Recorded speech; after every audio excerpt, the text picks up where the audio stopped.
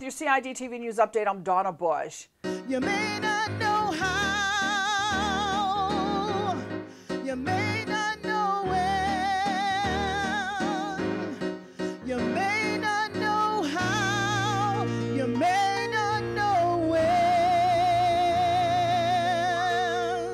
when, but you do it again.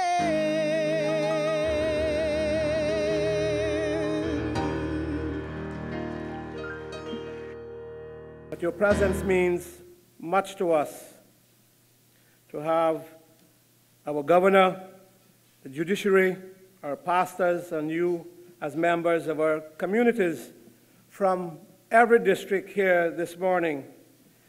We have much to pray for in our islands, and all of us individually need your continued prayer. But we are indeed thankful to Almighty God for the blessings He has bestowed on our islands. Some 450 invited dignitaries and guests attended the 23rd Annual National Parliamentary Breakfast held at the Ritz-Carlton on Wednesday morning. It was a time to pray for elected leaders, the youth and the Cayman Islands, as well as its people in general. Keynote speaker and well-known Caymanian pastor, Alison Ebanks. We still have a little distance to go in our culture to understand. Just because we were disadvantaged at one time and we now have an advantage, we don't use that advantage to our power, to our benefit, to our own service. It's not greater privileges. So let this attitude, this mindset be yours. The same attitude that characterized Jesus, who even though he was in very nature God, did not consider that his equality with God was something to be used to his own advantage. Whether you are a recognized leader or a follower in the community, in the office, the boardroom, or some other context, the attitude of Jesus should characterize you. The attitude of humility and service, the attitude that flows from a disposition shaped by an intimate relationship with Jesus Christ and a love for one another. Selfless sacrifice characterized Jesus Christ. Those in attendance enjoyed a morning filled with songs, prayer, good food, and togetherness. Speaker of the Legislative Assembly, the Honorable Makiva Bush, leads the organizing committee in putting together this much-anticipated annual event. MC for the event was Councillor Austin Harris, and it was a full program that included introductions and speeches from numerous pastors, elected officials, chief officers, and His Excellency Governor Mr. Martin Roper. And you can watch the entire National Parliamentary Prayer Breakfast here on CIGTV starting next Wednesday night, following For the Record, or on the CIG Television YouTube channel.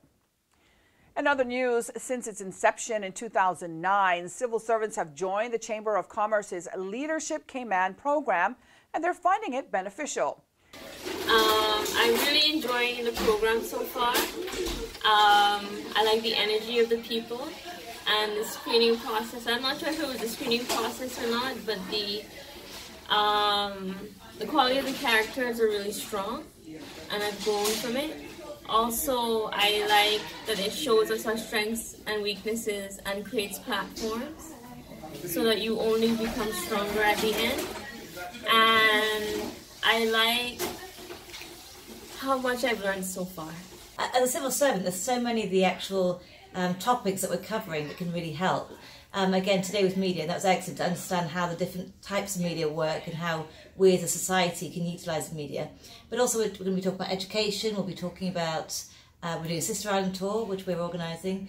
But there's just such a diverse load of topics there that we can really get a feel for Cayman grassroots. And again, working with the people that we're working with, the actual Leadership Cayman participants are very diverse. So we're really learning from each other, and that's a really exciting opportunity for all of us. Leadership Cayman provides its participants with knowledge of the Cayman Islands and its people, the various industries, and what it takes to become the best leaders. Each year, a number of civil servants not only participate, but also act as mentors to those who join the program. Well, the National Roads Authority, or NRA, continues with roadworks on Printer Way from Shedden Road to Thomas Russell Way, and as part of the larger Elgin Avenue and Crew Road extension project, the roadworks started on Tuesday and will take place through Wednesday evening, February 6th. Motorists were asked to proceed with caution and watch out for traffic diversions between 9 a.m. and 4 p.m. so the improvements can be made. If you have any comments to share regarding the project, you may call the NRA on 325-6004, that's 325-6004, or email nra@nra.ky. Meantime, NRA officials are thanking the public for their patience during the roadworks, and they say they look forward to providing the benefit of the much needed improvements. And that ends today's news update. If you missed it, you can go to the Cayman Islands Government Facebook page or the CIG Television YouTube channel. I'm Donna Bush, as always, wishing you a safe and wonderful night. Hoping you'll join me back here again tomorrow. Until then, bye-bye for now.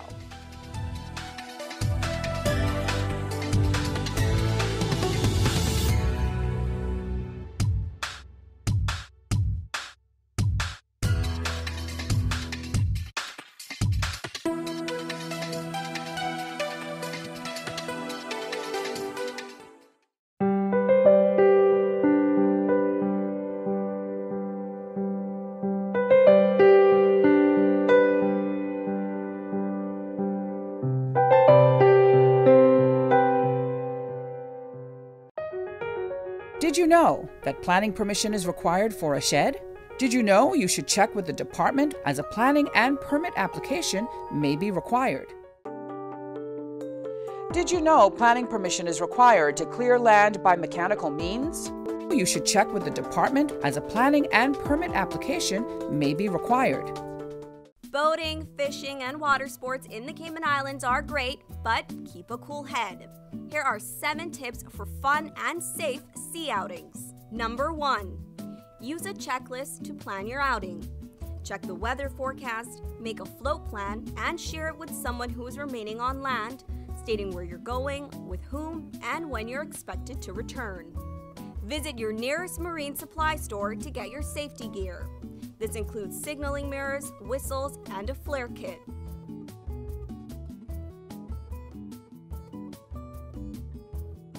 It's also very important to have onboard flotation devices and life vests for each person.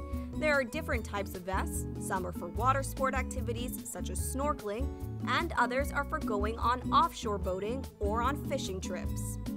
Number 2.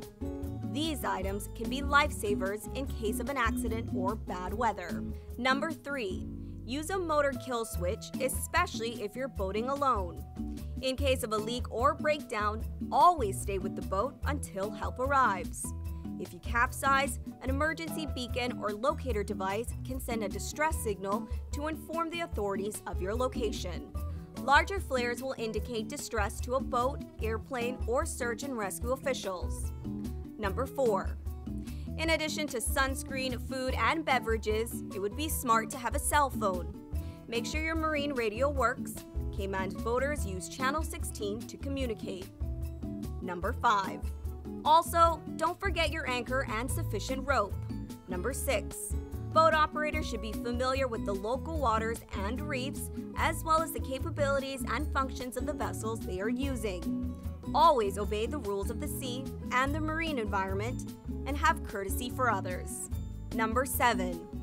Alcohol and salt water do not mix, especially if you're the captain. Some useful contact numbers are 911. The RCIPS Marine Base is 649-7710, and the Port Authority is 949-2055. Smooth sailing, all!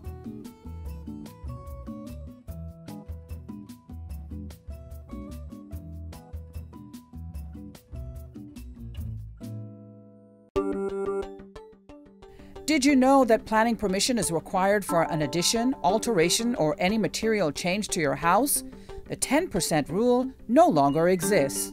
Did you know you should check with the department as a planning and permit application may be required? Did you know that a trellis structure requires planning permission? You should check with the department as a planning and permit application may be required.